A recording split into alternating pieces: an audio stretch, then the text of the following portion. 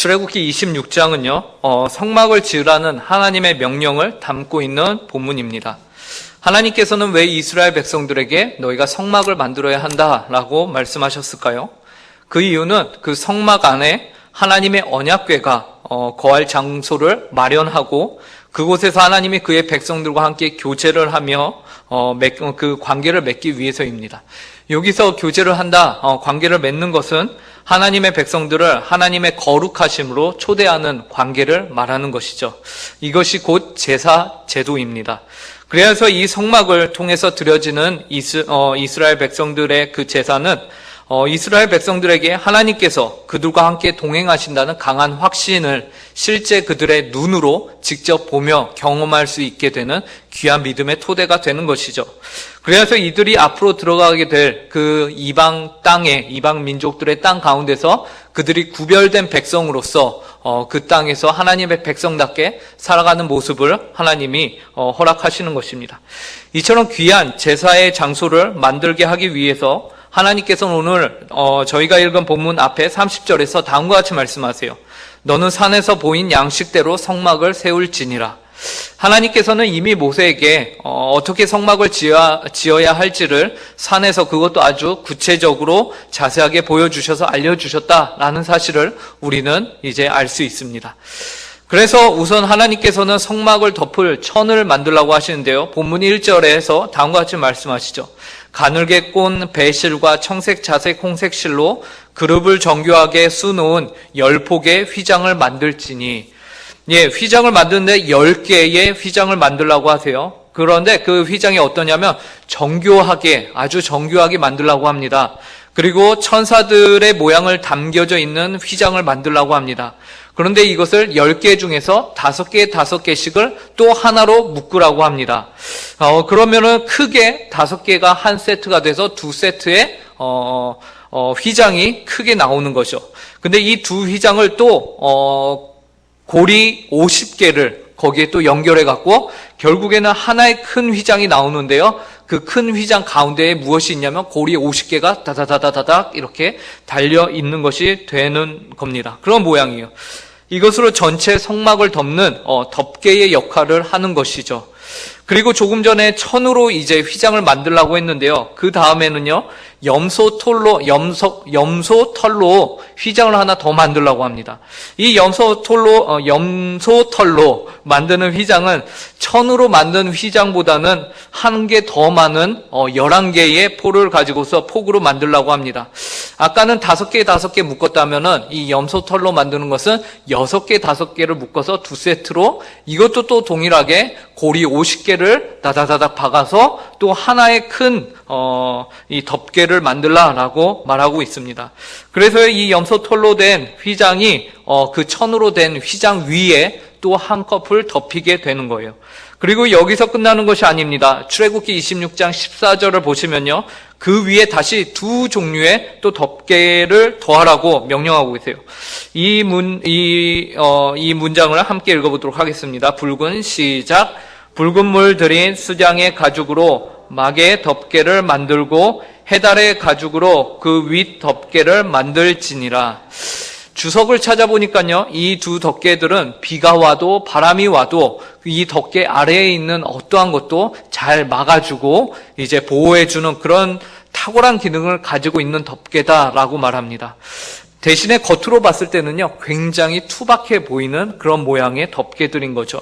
그래서 성막을 덮는 총 몇 개의 덮개가 있게 되냐면 4개의 덮개가 있게 되는 것이에요. 다시 정리를 해보면 가장 정교하고 화려하게 천사의 문양까지 이렇게 넣어서 꼰배실과 청색, 자색, 홍색 실로 만든 휘장이 이제 가장 아래에 덮이게 되고요. 그 위로 약간 더 넓은 염소 털로 된 천막이 덮습니다. 그리고 그 위에 숫양의 가죽과 해달의 가죽으로 한 번씩 덮어서 총 4개의 덮개가 성소를 덮게 되는 것이죠. 그러면 이 천막들이 그냥 덮이면 안 되잖아요. 좌우로 뭔가 기둥이 있어야지. 안 그러면 그냥 그대로 다 주저앉는 거 아닙니까? 그래서 좌우 앞뒤로 벽이 있어야 하잖아요. 그래서 15절에 보니까 너는 조각목으로 성막을 위하여 널판을 만들어 세우되라고 하면서 이제 성막에 필요한 이 벽들도 만들라고 말씀하세요. 근데 그 벽을 무엇으로 만들라고 하냐면 조각목으로, 나무로 만들라라고 말합니다. 각 널판마다 크기는 길이가 10규빗, 너비가 한 규빗 반이 되게 하라고 해요. 한 규빗을 대략 45cm, 이 팔꿈치부터 손끝까지가 한 규빗이거든요. 그래서 사람마다 다르겠지만 45에서 50으로 대충 이렇게 45로 계산을 하면은 10규빗이니까 그 성막의 높이가 어떻게 되냐면 3.5m가 되는 것입니다. 그리고 길이는 약 13.5m, 직사각형 모양의 공간이 만들어지게 되는 거예요. 그러면 이 덮개 안쪽에, 이제 이 벽 안쪽에 이 공간으로 내부로 들어가 보면요, 성소의 내부는 크게 두 부분으로 나눠져 있습니다. 우리 성도님들 잘 아시는 대로 지성소와 성소로 나눠져 있죠. 성소 자체가 이름에서 나타나는 것처럼 거룩한 장소를 뜻하죠. 그러면 지성소는 무엇일까요? 네, 더 지극히 거룩한 장소가 바로 지성소입니다. 사실 두 장소 모두 거룩한 장소이긴 한데요, 상대적으로 지성소가 더 거룩하다는 의미이지 결코 성소가 거룩하지 않다라는 그런 의미는 아닙니다. 왜냐하면 이 모든 장소에 하나님이 임재하고 계시기 때문에 그렇습니다. 그런데 이 성소와 지성소는 가운데 휘장 하나로 구분이 되어 있어요. 그 휘장은 오늘 본문 31절에 보니까 청색, 자색, 홍색 실과 가늘게 꼰 배의 실로 짜서 그 위에 그룹들을 정교하게 써놓은 휘장이었다라고 말하고 있죠. 그리고 이 휘장은 그 앞에 4개의 기둥을 세워서 그 기둥에 갈고리를 걸고 그 갈고리에 휘장을 걸어서 아래로 떨어뜨리는 그런 모습이었습니다. 그래서 지성소와 동일하게 이제 성소 앞에도 휘장이 똑같이 있어요. 그런데 지성소에는 그 휘장이 굉장히 정교하게 짜여지면서 거기에 어떤 문양이 들어가냐면 천사들의 문양이 들어갑니다. 하지만 출입문이었던 그 성소의 앞에 있는 휘장에는 천사의 모양은 안 들어갑니다. 그리고 지성소 앞에는 기둥이 4개 있었다면 이 성소 앞에는 기둥이 5개가 자리를 잡고 있는 이런 약간의 차이를 두 장소가 보여주고 있습니다. 그리고 성소 안에는 몇 가지의 도구들이 자리를 잡고 있는데요, 들어가는 입구가 이제 동쪽에서 서쪽으로 이렇게 들어가거든요. 그럼 들어가면은 오른편에는 뭐가 있냐면은 떡을 놓는 진설병, 그 떡들을 놓는 상이 있습니다. 그리고 왼편에는 금초대가 있습니다. 그리고 정면에는 분향소가 있습니다. 이렇게 3가지가 자리를 잡고 있어요. 그리고 그 뒤로 기둥이 4개 있고 휘막이 있고 휘장이 있고 그 휘장 뒤쪽에 건너편에 뭐가 있게 되냐면 바로 언약궤가 그곳에 자리를 잡고 있죠. 그 언약궤를 우리가 법궤라고도 하는데요, 이 법궤 안에는 당연히 무엇이 들어있냐면 하나님이 모세에게 주셨던 그 돌판에 새긴 십계명이 그 안에 자리 잡고 있는 것이죠. 네, 그리고 그 법궤 위에는 두 그룹의 천사들이요 서로 마주보고 있는 모양을 가지고 있고요, 그 두 그룹의 천사들 사이에는 평평한 뚜껑인데요, 거기가 바로 어떤 장소냐면 속죄소라는 장소입니다. 그래서 그 속죄소에다가 이제 대제사장이 와서 제사드린 동물들의 그 피를 뿌리는 장소가 바로 그곳입니다. 그런데 오직 대제사장만이 1년에 한 번 이 속죄일을 기념하여 이 지성소, 이 지극히 거룩한 이 장소에 들어갈 수가 있어요. 그래서 제물을 드릴 수가 있어요. 대제사장 외에는 그 누구도 이곳에 감히 들어올 수가 없습니다. 만약 그 사람이 대제사장이 아닌 사람이 그 장소에 들어가면 어떻게 될까요? 바로 죽임을 당하게 됩니다. 하나님의 그 거룩하심 앞에서 사람이 죽임을 당하게 되는 거예요. 그리고 하나님의 영광은 이 지성소 안에서도 특별히 아까 말했던 그 동물의 피를 뿌리는 그 속죄소 위에 하나님의 거룩하심이 머물고 있다라고 성경이 말합니다. 출애굽기 25장 22절에서 다음과 같이 말하고 있기 때문이죠. 저에게 이 말씀 한 목소리로 읽어보도록 하겠습니다. 거기서 시작. 거기서 내가 너와 만나고 속죄소 위 곧 증거궤 위에 있는 두 그룹 사이에서 내가 이스라엘 자손을 위하여 내게 명령할 모든 일을 내게 이르리라. 하나님께서 어디에서 이스라엘 자손들을 만나시겠다라고 말씀하시죠? 증거궤 위에서, 즉 법궤 위에 있는 그 두 그룹 사이에 있는 속죄소 위에서 내가 이스라엘 백성들을 만날 것이다 라고 말하고 계세요. 거룩하신 하나님께서 바로 그 속죄소 위에 계신다고 하셨고, 이제 대제사장은 그곳에 들어가서 정결한 짐승의 제물의 피를 언약궤 위에 그 속죄소에 뿌려서 이스라엘 백성의 죄를 향한 하나님의 분노를 이제 진정시켜야 하는 그러한 책임이 있는 것이죠. 그런데 대제사장이 그날 지성소로 들어가기 위해서는 꼼꼼한 준비를 해야만 했는데요. 만약 그가 어떤 더러움을 가지고서 지성소에 들어가게 된다면 그가 대제사장임에도 불구하고 그 또한 하나님 앞에서 목숨을 잃게 되었기 때문입니다. 그래서 어떤 정통을 따르면은 대제사장의 옷에는요, 종이 달려 있었다고 합니다. 그래서 대제사장이 그 안에서 제사를 드리러 이렇게 움직이는 동안 종소리가 딸랑딸랑딸랑 나면은 대제사장이 아직 살아있구나라는 거예요. 그러다가 갑자기 종소리가 안 나요. 그럼 뭡니까? 대제사장이 거기서 죽은 겁니다. 그래서 어떤 곳에서는 또 이렇게 기록하고 있는데요. 그래서 대제사장이 들어가기 전에 발목에 끈을 묶었다고 합니다. 그래서 그가 그곳에서 죽으면은 그 끈을 잡아당겨서 다른 사람이 들어가면 그 사람도 죽으니까 들어가지 않고 그 대제사장의 시체를 끄집어냈다라고 하죠. 그래서 구약학자인 레이 딜라드라는 사람은요, 대제사장이 드리는 제사의 준비 과정을 다음과 같이 묘사했습니다. 제가 한번 읽어드리겠습니다. 속죄일 일주일 전 대제사장은 집을 떠나 혼자만의 장소로 들어갔다. 부지불식간에라도 부정한 것을 만지거나 먹지 않기 위함이었다. 대제사장은 깨끗한 음식만 먹으며 몸과 마음을 정결하게 유지했다. 속죄일 전날 밤에는 침소에 들지 않고 밤새 기도하며 하나님 말씀을 읽었다. 그렇게 영혼이 정결해지면 속죄일 당일에 머리부터 발끝까지 목욕제계를 한 뒤 흠없이 순결한 백색 세모포 예복을 입었다. 그러고 나서 지성소로 들어가 자신의 죄를 대속하기 위해 하나님께 짐승으로 희생제사를 드렸다. 그런 다음에는 지성소를 나와 다시 목욕을 하고 백색 세마포 예복을 새로 입은 뒤 다시 들어가 이번에는 제사장들의 죄에 대한 대속의 제물을 바쳤다. 거기서 끝이 아니었다. 대제사장은 세 번째로 목욕을 하고 옷을 갈아입은 뒤 다시 지성소로 들어가 온 백성의 죄를 대속했다. 이 모든 과정이 공개적으로 진행되었다. 많은 사람이 성전으로 몰려와 전체 과정을 눈앞에서 지켜보았다. 물론 두꺼운 휘장이 있었고 대제사장은 그 뒤에서 목욕을 했다. 하지만 사람들은 그가 목욕을 하고 옷을 갈아입고 지성소에 들락날락하는 과정을 훤히 볼 수 있었다. 그는 사람들의 대표로 하나님 앞에 서는 것이었다. 그래서 사람들은 그가 모든 과정을 완벽하고 정결하게 해내기를 노심초사 바라보며 격려했다. 이 글에 보면은 온 백성이요, 신경이 한 곳에 다 집중되어 있습니다. 그것은 대제사장이 자신의 그 임무를 끝까지 아무 사고 안 치고 잘 마치기까지를 기다렸던 거예요. 이처럼 모든 사람이 정말로 하나님을 경외하는 마음으로 대하는 곳이 바로 이 성막이었어요. 하나님께서는 온 백성이 지켜보게 될 제사의 장소를 그의 백성들에게 모세를 통해서 만들라고 오늘 본문에서 말씀하고 계시죠. 그리고 출애굽기 36장을 보시게 되면 이스라엘 백성 가운데서 기술에 능하고요, 지혜로운 자들이 이 일을 담당해서 만들었던 것을 우리가 알 수 있습니다.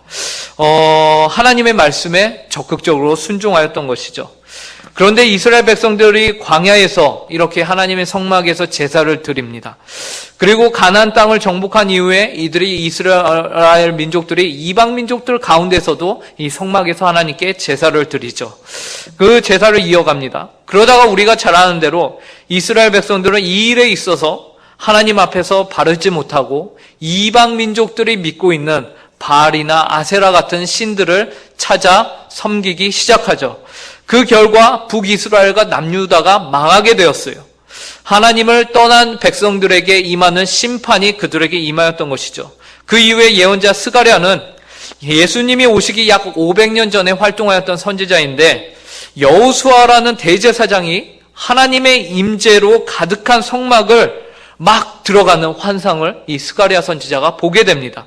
그런데 두렵게도요, 스가랴 선지자가 본 그 대제사장의 모습이요, 온몸에 배설물로 그 옷을 완전히 뒤집어 쓴 모습을 보게 된 거예요. 아주 거룩하지 못한 모습이죠. 이것은 여호수아라는 대제사장이 그 성막으로 들어가는데 온몸에 배설물을 뒤집어 쓰고 있는 거예요. 이것은 여호수아뿐만, 그 대제사장뿐만 아니라 모든 이스라엘 민족들에게 재앙이었습니다. 왜 그렇습니까? 대제사장이 민족들을 대표해서 하나님께 제사를 드리는 것인데, 그렇게 거룩하게 하나님께 잘 제사를 드려야 하는데 거룩하게 드리기는커녕 온몸에 배설물을 뒤집어 쓰고 그 거룩한 하나님의 성막 안으로 들어가고 있으니까 이것은 보통 큰일이 아닌 거예요. 그 대제사장도 죽고 온 백성들의 죄도 용서를 받지 못하는 그런 상황 가운데 지금 처하게 되는 환상을 스가랴가 보게 된 것이죠. 그래서 스가랴 선지자가 절망하려는 그 순간에 음성이 들립니다. 스가랴 3장 4절이에요. 이 말씀 저희가 함께 읽어보도록 하겠습니다. 여호와께서, 시작, 여호와께서 자기 앞에 선 자들에게 명령하사 그 더러운 옷을 벗기라 하시고, 또 여호수아에게 이르시되 내가 내 죄악을 제거하여 버렸으니 내게 아름다운 옷을 입히리라 하시기로. 예. 그리고 이어서 9절에서도 이렇게 말씀합니다. 9절도 함께 읽겠습니다. 시작. 만군의 여호와가 말하노라. 내가 너 여호수아 앞에 세운 돌을 보라. 한 돌에 7눈이 있느니라. 내가 거기에 새길 것을 새기며 이 땅의 죄악을 하루에 제거하리라. 9절 하반절에 뭐라고 하냐면요, 이 땅의 죄악을 하루에 제거하리라 라고 말씀하세요. 이전에는 매년 새롭게 올라가서 드려야 했던 제사였습니다. 지성소에 매년 대제사장이 올라가서 제사를 드려야 했던 거예요. 그리고 그 대제사장은 최대한 거룩하게 준비하고 올라가야 했었습니다. 이 말은 그 대제사장이 그렇게 거룩하게 입고 준비했음에도 불구하고 그 제사를 매년 드려야 했다는 것은 그 제사가 완전한 완성된 제사가 아니었음을 말씀하고 있는 것이에요. 그런데 뭐라고 합니까? 깨끗하게 입어도 부족한데 완전히 더러운 옷을 입고 갔거든요. 근데 한 음성이 들려서 뭐라고 합니까? 그 더러운 옷을 벗고 깨끗한 옷으로 갈아입으라 라고 말하는 음성이 있는 거예요.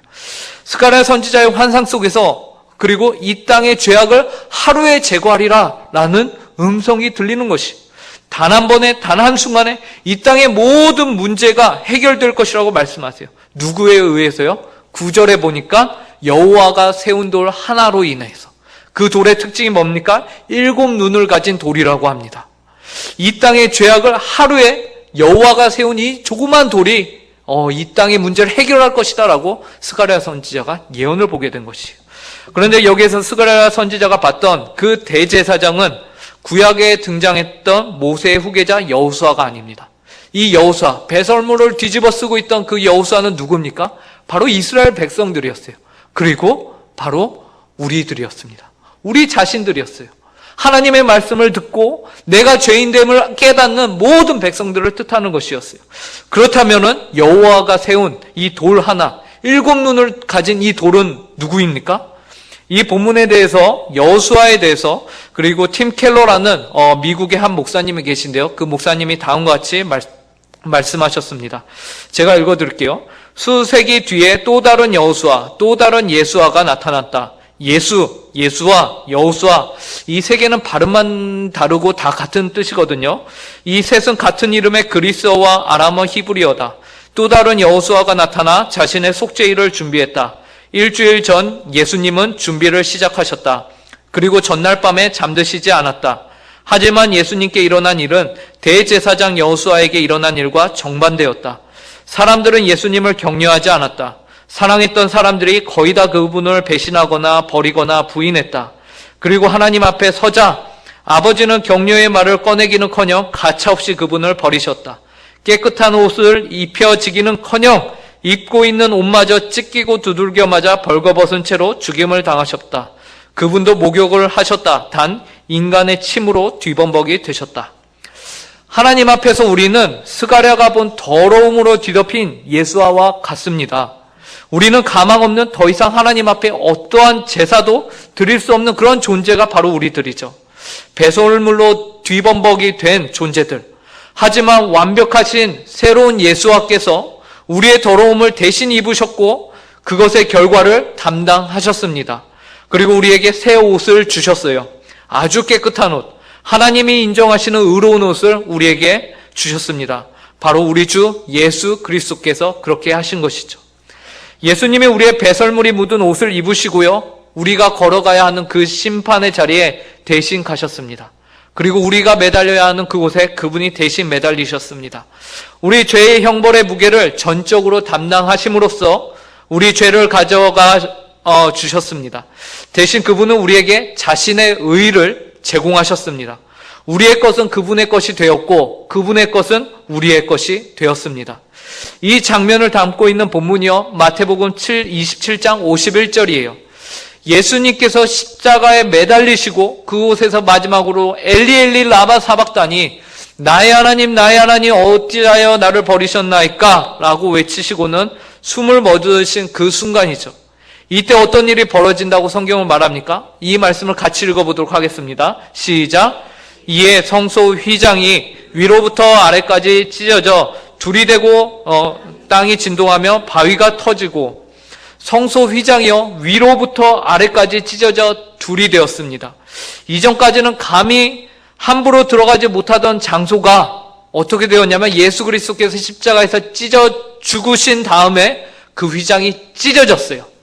예수 그리스도의 몸이 찢어지는 그 순간에, 목숨이 찢어지는 그 순간에 하나님과 우리 사이를 막고 있던 그 휘장이 찢어졌다라는 말입니다. 이 말은 예수 그리스도의 죽음이, 이 휘장이 누구였다는 것을 의미하죠. 바로 예수 그리스도셨다라는 것을 의미합니다. 우리의 죄가 찢어진 것이요, 누구에 의해서요? 예수 그리스도에 의해서. 이제 그리스도의 죽으심과 함께 그 은혜가, 이전에는 제한적으로 그 지성소 안에만 있던 하나님의 그 영광이 이제 밖으로 나오게 된 것입니다. 예수 그리스도의 찢어지심으로 말미암아. 그래, 이 세상 가운데 하나님의 은혜가 임하게 된 것이죠. 이 은혜를 고린도후서 3장 18절에서는 다음과 같이 표현합니다. 이 말씀도 함께 읽어보도록 하겠습니다. 우리가 시작. 우리가 다 수건을 벗은 얼굴로 거울을 보는 것 같이 주의 영광을 보매 그와 같은 형상으로 변화하여 영광에서 영광에 이르니 곧 주의 영으로 말미암음이니라. 이제는 우리가 하나님을 감히 볼 수 없어서 그 관계 가운데 제사가 필요했고 피 흘림이 필요했고 죽지 않으려면 휘장이 필요했습니다. 중보자 대제사장이 있어야 했어요. 그럼에도 불구하고 매년 반복되는 제사를 드려야 했었어요. 그런데 예수님이 두 번째 여호수아로 이 땅 가운데 오셔서요, 더 이상 피 흘림이 필요 없게 되었고 단번에 영원한 제사를 이루셨다라는 것이죠. 또한 그분이 죽으심과 동시에 지성소와 성소의 구분이 사라지게 되었어요.